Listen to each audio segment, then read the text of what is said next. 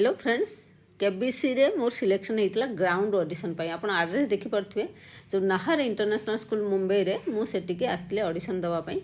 यहाँ हूँ actually Google Gemini तरफ जो आसी क्वेश्चन आंसर तो से जो रेजिस्टर होती तो से सिलेक्शन होता बहुत लोकर सिलेक्शन हो बहुत लोक केबीसी सिलेक्टेड हुंती ग्राउंड ऑडिशन को जाती जदि आप ग्राउंड ऑडिशन को जावाक चाहूँगी ताले आप आग जो रेजिस्टर करेंगे क्वेश्चन से ग्राउंड ऑडिशन गलापर से ये गोटे बुक देले 125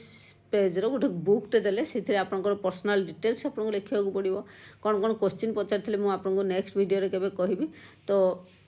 बुकटारे फॉर्म फिलअप करा पड़ो डिटेल आपन विषय फैमिली विषय सब फिलअप करा पड़ो सिग्नेचर करा पड़ो आ चुपचाप बसिया पड़ो मो फोटो से आनी था कि जो क्रू मेम्बर्स थे तो से मना करते फोटो नापी तो यही बुकटा देखूँ आपड़ फिलअप कर सारापर से ऑनलाइन टेस्ट हम ऑनलाइन टेस्ट हम 20 क्वेश्चन पर क्वेश्चन 30 सेकेंड आपको गोटे क्वेश्चन आंसर करा पड़ो गोटे क्वेश्चन डबल रिपीट हम ना लैपटॉप रे ना तो गोटे क्वेश्चन आसो आप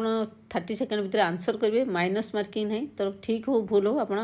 टिक करदे जमीक कि केबीसी रे थाए 4टा ऑप्शन से भाया ऑप्शन थी आपको गोटे क्वेश्चन उपर क्लिक करा पड़ो तेणु माइनस मार्किंग जेहेतु नहीं तो आप आराम रे ताकू करें भूल हेले भी किसी प्रॉब्लम ना तो ये जो बुकटा देवे आपड़ जदि सिलेक्ट हेले ना ताहले आपण ये बुक आ भितर गोटे देते मोर नंबर था आप देखिपे मुंबई जेमिनाई 773 तो ये बुक आपको फेरई देवाक पड़ो जदि आप सिलेक्शन हेले ताहले नेक्स्ट राउंड को जी जोटा कि पीआई माने पर्सनल इंटरव्यू हम से आपको पर्सनल आउट जहाँ तो आप लिखिथे से विषय आपको पचारे आप कहे जदि सिलेक्शन है नेक्स्ट आप मुंबई जो केबीसी सेट को जी जो 10 जन चेयर था बसी था